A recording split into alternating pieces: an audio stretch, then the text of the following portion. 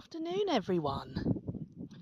Well, today I'm going to have a little look at the awning I use and the tent that goes in it. I've had quite a few people ask about this lately. People did initially when I got it a few years ago and then haven't done, but lately I've certainly had a few people stop me or in car parks and say, what is it, how does it work? So I thought we'd take a little look. So this one's made by Direct 4x4. I bought it nearly 4 years ago because I didn't know what I was doing camping wise. I would have loved a camper van, but I'm not in a position to, and I do still like my tents, to be honest.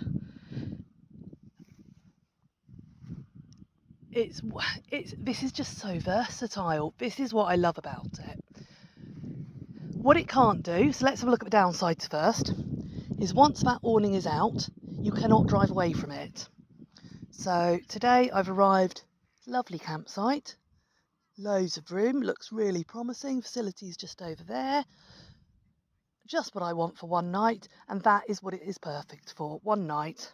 So I've done everything I'm going to do today, visited friends, been for some lovely walks, Oti's lovely and tired, which is excellent, and I just want to chill for the evening. So I can put this up and sit and relax. Before I go out tomorrow, I've got to take it back down. So this is something you have to consider with this type of awning. I've used it a lot last year for agility shows. Do you remember how hot it was last year? Yeah, it doesn't look it today, does it? But it was stupidly hot last year, and this was just perfect. So I could bring this awning out, put a front on it, and we had shade. Wherever we were, we had shade. And that it is brilliant for. So, like I say, if you're away for one night, if you're away at agility show and you just want shade, if we were camping over and we're not going to go and do anything in the evenings, perfect. I left it up for 2 nights at the Toller meetup last year, where it did a really good job. And the fact that it's always with me. If we have a look at this here is the tipping ground sheet. That's the tent, and that's the panel. So to be honest, if I'm just looking for shade, that panel lives in the back of my car and I can set that up anytime I want. The tent takes up barely any room because the frame is there. So you're not having to carry the frame around or load the frame into the car. The awning can fold up, the ground sheet can fold up a bit neater. So that takes up much less room than my big tent. A downside for it is it's not amazing in bad weather. I struggled with it in Cornwall a couple of years ago and had to sort of park my car the other way, really tight up against a hedge to give me some protection at all, and I struggled to get it up. When I first got it, it flipped over the top of the car when I just had it out as an awning on the mildest of mild days. It was boiling hot, there was no breeze, we were struggling with the dogs, yet this flipped over the car. I now know, and they've taken it off the website unfortunately, you need to anchor it down whatever you're doing. So now I know that, it's fine, I can work with it. So that's its main downside, but it's not great for bad weather, and you can't drive away from it. But having said that, there's a reason I still have it nearly 4 years later. I love it. It just works. It is ideal. I take it off for winter. It goes into the garage over winter and then back on for the summer. But I haven't used it yet this year. So I thought this was a good opportunity to have a night away. I've been for some lovely walks with friends. I was here to see the start of the tall ships race, but unfortunately that's been cancelled. So we'll go for a nice walk tomorrow. But this is a great opportunity to pop it up for one night and show you what it's all about. Oti is out of the car while I do this one, because it is very difficult to do with tailgate up. So that's why she's having a lounge out here, and I will have to move her in a minute. So let's go up and have a look at it. Got zips here. This is lovely, sturdy, brilliant cover. I've never had any issues with it. It's never got wet. And under here, we've got 3 Velcro straps, which are what is holding the tent up. Okay, so I've undone the Velcro straps, and what I'm going to do is just unfurl it right until it's full length. nice and carefully so I don't damage the car. And that's the awning out. Now I'm not going to be able to video whilst I actually do this, but what happens now is these legs get unfolded out, and I've learnt over time not to put them up to their full height first. Just put them a bit lower and make life easy. And then these poles come out at a right angle and fit in to the holes just there. So I'll do that and then we'll have a look. So I'm not going to lie, it is easier to get to this stage with two of you, but it's perfectly doable with one of me as long as it's not really bad weather. So these poles twist and then turn into place, same as these. I just have a little bit of a problem with this one because it has got a bit bent, but it's really not bad at all. And this, once you're at this stage, is your basic awning. And if I were going to leave it just like this, I now use dummies. And I have a dummy, goes through there, out, and that just gives me enough support to stop it from going anywhere. But to be honest, it wouldn't often be that I leave it like that. The times I have is when I've gone out really early, when I've got the whole tent set up and I'm away for a week or so. I've been away really early and then I've wanted to come back for a sleep before I go out for sunset, and I've put this up and put the hammock in it, and that is just perfect on a hot day. So I've just straightened my legs up, put them at a better angle, and my next thing to do, whatever I'm using with this tent, I've got Velcros here.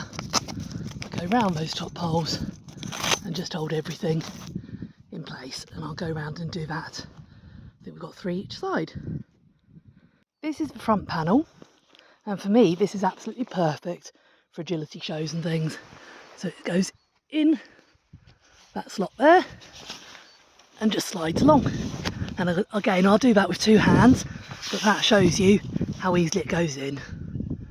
Now that's interesting. Knowing I struggled with the boot last year, I moved the whole awning forward a bit on the car this year.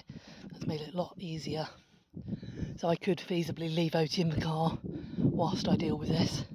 Right, so that's the front panel. I'm not pegging it fully because that's not what I'm using today, but that shows you how that gives a really nice shaded area on a hot day. So just a really useful space. So here we've got the tent. And the first section to do with this is this little front bit, and it slides into that slot, same as the whole panel did. So you can see it's quite versatile. I might absolutely I can do that one-handed. So that slides in nice and easy in there. And you want the zip on the inside, and we'll see why in a minute. If we lay the tent out, what we want is obviously the roof uppermost. This section here is going to slide into a similar channel at the back, and we know these Velcros go up and round the poles, so that's how I know that I've got the top. The slidey bit at the back and the Velcro straps on the top. It's a little bit more fiddly to slide this one in, just because I find the actual bag gets in the way a bit, so it's worth moving the bag out the way a bit so you've got clear access to the channel, and obviously it's a bit heavier to hold than that single sheet. I find it easiest when I'm on my own to push through rather than try and pull, because this is nice and stiff, and this way I'm not damaging anything.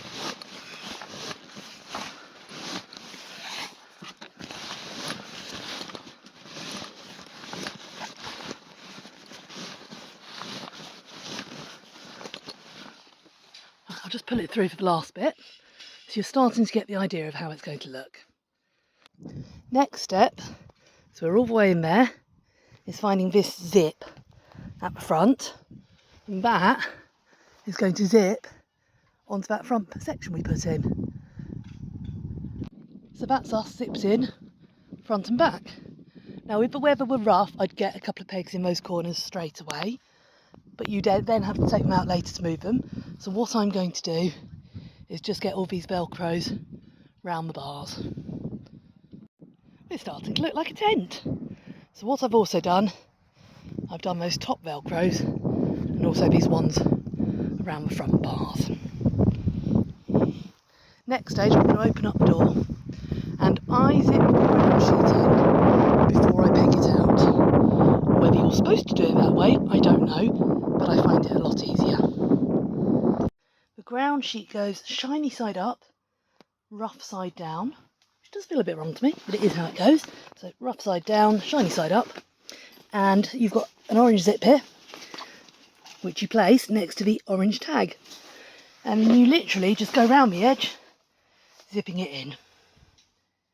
This is the reason that I find it easier to do before it's pegged out, because I can zip it round while I stand up. So that's the floor all zipped in. I'm just going to come around the side and just pull out the corners. Same the other side.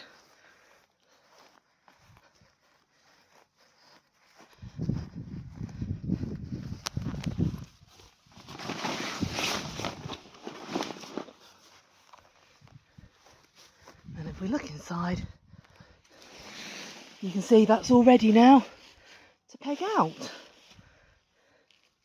So I'm just going to peg, starting with 2 back wheels, and then work my way forwards. So that's us all pegged out.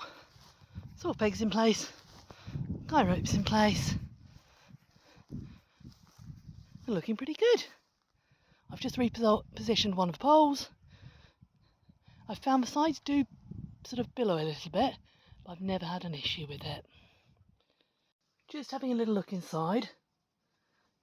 There aren't any windows as such, so nothing you can open, but you have got these coverings over the mesh sides, which can give plenty of light and a breeze going through if they're opened up and rolled up. Useful storage pocket, we always like a storage pocket, popping your phone and things in. And quite a nice feature here is that this back section can be unzipped and you can get in to your car. Now when I first put this tent on, I put it on the driver's side and then realised it meant I couldn't get to the driver's door at all really to sit in the vehicle if I wanted to. And after a rough night I decided to put this on the following year on the passenger side. So if I want to sit in the car, make a phone call or do anything else, I've got that option. The mesh door, so the bug door and the main door are designed to be rolled up separately. I must say I don't tend to. Rolling them up together like that seems to have worked absolutely fine for me. So time to get my sleeping stuff in and get this ready for the night. Okay, so let's have a little look at the equipment I use, because a lot of people have been asking online, and it's not something I've done before. So I've got a high gear slumber camp bed. It's a lovely basic one, it's from Go Outdoors. Fits together nicely. And yeah, good height. So it's actually comfortable to get on and off. And then I've got a Vango Shangri-La 15 grand memory foam and airbed. I love this. It is so comfortable. It makes such a difference to be comfortable when you're away. What I will say is my one, the valve has now broken. After a couple of years, the whole valve came out, but they've gone up in price so much I can't justify another one. But all it means is I just have to top the air up using a pump. But that's no problem at all. Sleeping bag wise, I've gone back. I've had all the mummy bags. I've tried all that. I was never comfortable. I got hot. I just wasn't comfy in them. I have gone to a Camper Luna. I've got a king size single, which is just a lovely, lovely cotton fabric, and it is proper comfy and warm and snuggly. And what I like is you can unzip it the whole way, like proper old-fashioned sleeping bags. So you can either sleep in it as a sleeping bag or unzip it properly and use it more as a duvet. So that is Oti and I set up for the night. One of the things this tent does lack is places to hang your torches, but I've sort of got around that. I use carabiner up there to put in one of these really nice, easy push-up ones. As I say, it won't push up. There we go. So that's up there for when I'm reading. I've got one down there just to sort of guide me back from an evening walk, etc. Bed's up and looking comfy. There's a surprising amount of room in there, actually. I was going to say it's quite small. It's not. If the weather's really atrocious, I can put my bag under the bed, and even this giant chair fits in there. So this is my favourite chair. I bought this as a steam rally quite a few years ago. The guy didn't want to pack them all up, and I got it at a very good price. So it's a Quest Elite Deluxe Range Large Deluxe Moon Chair. Like I said, I've had it a number of years. It really could do with its pressure washer season now, but it is super comfy and it fits myself and Oti. This is a new find and I love it. I can't remember the make. It's from Amazon. I will put a link in the info, but it is the best phone charger I've had yet. I've not tried it on solar, but I don't really need to, because I found one charge lasted me a week in Wales of charging my phone. And yeah, it's just brilliant. I also took it out in the day so I could charge from my rucksack. Having had so many over the years that just really haven't lived up to expectations, this one is. So like I say, I'll put a link in the info section. Well, I think that is time for me to get my Kindle out of the Kindle pocket, get something for dinner, and sit and relax. So hopefully that's given you an introduction into the Direct 4x4 awning, tent, and what we use it for. Having mentioned the moon chair earlier, I have found this evening I was actually getting a bit of backache, so I've gone and got my other chair out. Now this is sort of a gliding chair, but far more rigid, very different design. This is a Dunelm one. I've got a pair of them. They're absolutely lovely and brilliant, very comfy, and if you are struggling for space in the car, they take up less room. Good morning. As you can see, it's a lovely, lovely day. Looking very promising here in Cornwall after heavy, heavy fog overnight. Now there's dew on the grass. Oti and I have slept brilliantly. I'd forgotten just how comfortable this tent is, with so much room to stand up, easy to get changed and things, and very, very warm. It is good quality materials. It's not an expensive option, but you can see why completely. Just wanted to mention a couple of last things.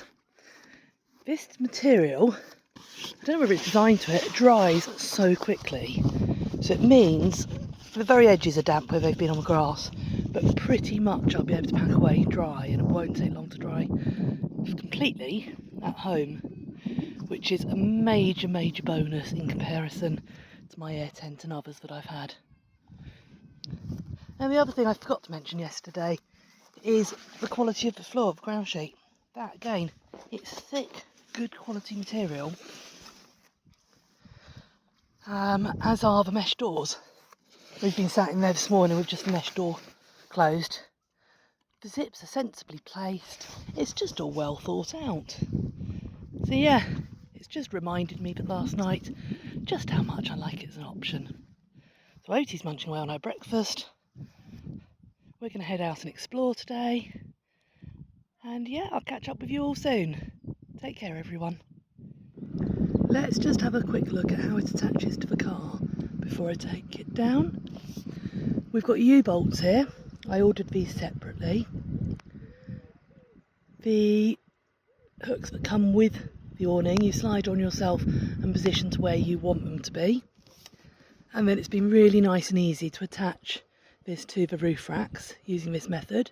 You can drill holes, you can see there's holes in the top of those hooks to be drilled and drilled in, but I haven't found that necessary. Like I say, this is its 3rd year on, I think, and all I do is about every month or so just climb up when I'm at home and double check that everything's tight. It's never loosened off and I've never had an issue. A little bit difficult to put up on my own, but again, not impossible, and no need to damage the car doing it, which is brilliant. So there we go. That's how we attach to the car.